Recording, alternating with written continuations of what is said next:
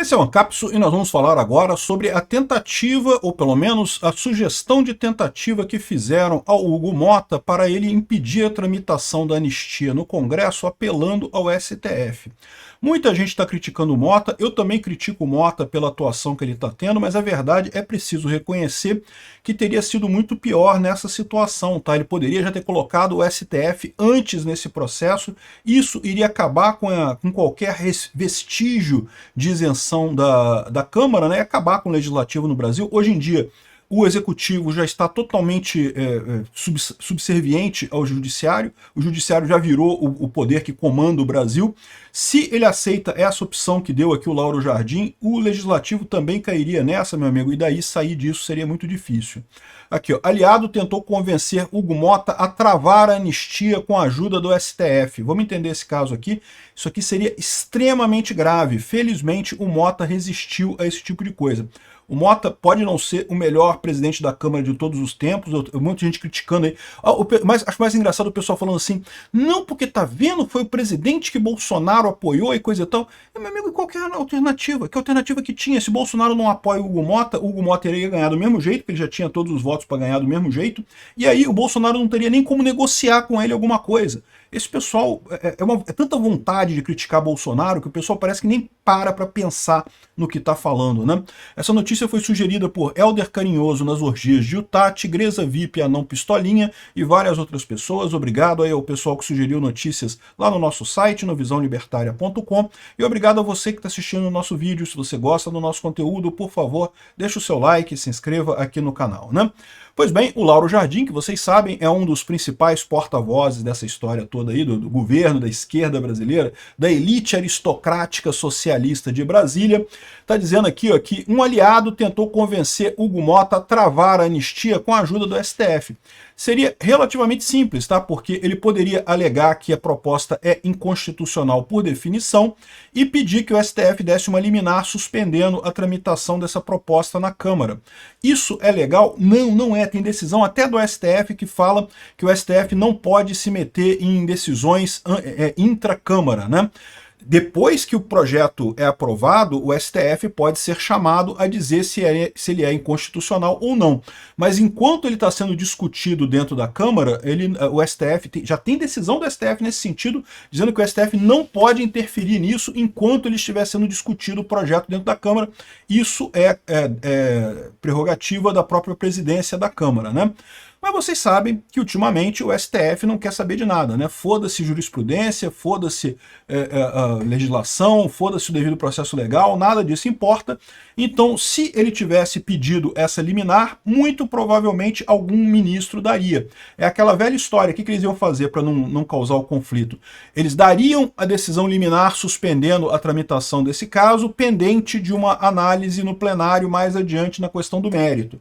Lá mais adiante, quando analisassem a questão do mérito, iam decidir que não, isso é uma questão intramuros do Congresso, é o Congresso que deve decidir isso, já tem até definição do STF para isso.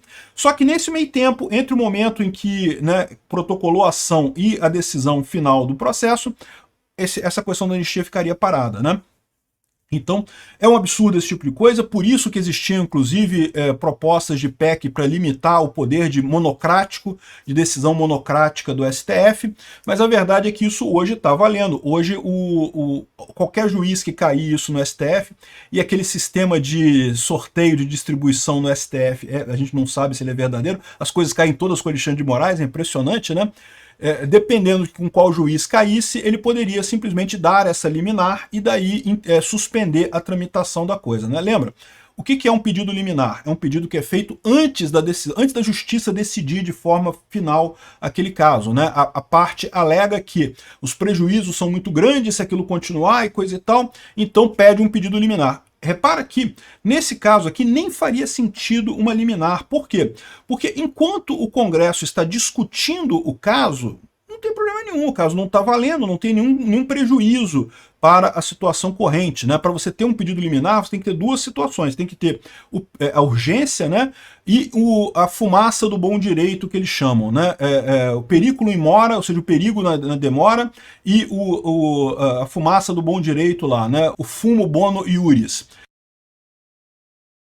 Não tem nenhuma das duas coisas. Não tem o periculum in mora, por quê? Porque ainda está discutindo no Senado, em tese, né, ainda vai passar pelo Senado, pela Câmara, pela Câmara, pelo Senado, pelo Lula, e tem que derrubar o veto do Lula, aí só depois que esse negócio entraria em vigor e o STF ainda poderia ser chamado depois para definir a inconstitucionalidade disso. Então, assim, não tem porquê, não tem nenhum perigo na demora disso daí, né? E também não tem o fumo bono iuris, porque, como eu falei para vocês, já tem jurisprudência do STF dizendo que esse caso é um caso da Câmara interno, o STF não se mete enquanto está dentro da Câmara. Mas, de novo, custa algum juiz achar que não, porque um atentado contra a democracia prejudica não sei o que lá, a imagem do STF, não sei, inventar uma argumentação qualquer, dar a liminar e falar, não, depois a gente vai analisar o mérito, mas por enquanto está proibido de tramitar esse caso na Câmara, né? Se o Hugo Motta faz isso, era muito grande a chance do STF fazer isso, ou seja, só que qual que seria o problema disso daí? Resolveria o problema do Hugo Motta, mas colocaria o Congresso mais uma vez subserviente ao STF, né? Ou seja, aí depois que começa isso, o STF já está mandando no Executivo, passaria a mandar no Legislativo também, ou seja, seria uma tragédia isso daí, realmente uma tristeza o que está acontecendo aqui no país, né? Felizmente, o Hugo Motta não aceitou, ele se recusou, disse que abriria um diálogo nos três poderes. É o que ele está fazendo, o tal do acordão da anistia lá com Lula, com o STF e com o pessoal de Bolsonaro. Vamos ver o que vai acontecer. Essa semana não deve ter nenhuma novidade nisso daí, mas na semana seguinte vamos ver o que vai acontecer nessa história, né?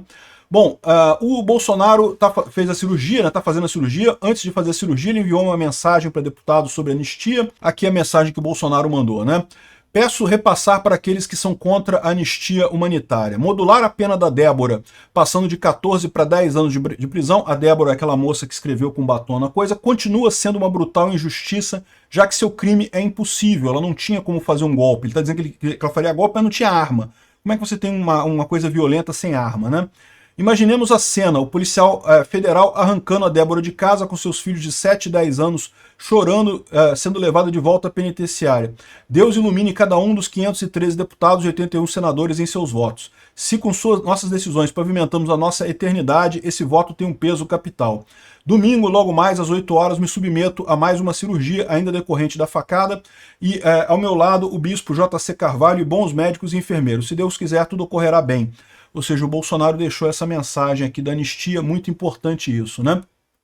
E uma coisa importante também, o pessoal falando sobre o discurso que a esquerda usa, é que a anistia é para favorecer Bolsonaro. Isso é mentira, a anistia não se aplica a Bolsonaro. Ela pode favorecer Bolsonaro no sentido de que mostra o absurdo que é todo esse julgamento do STF. Mas a verdade é que isso não beneficia Bolsonaro diretamente e não beneficia mesmo, né?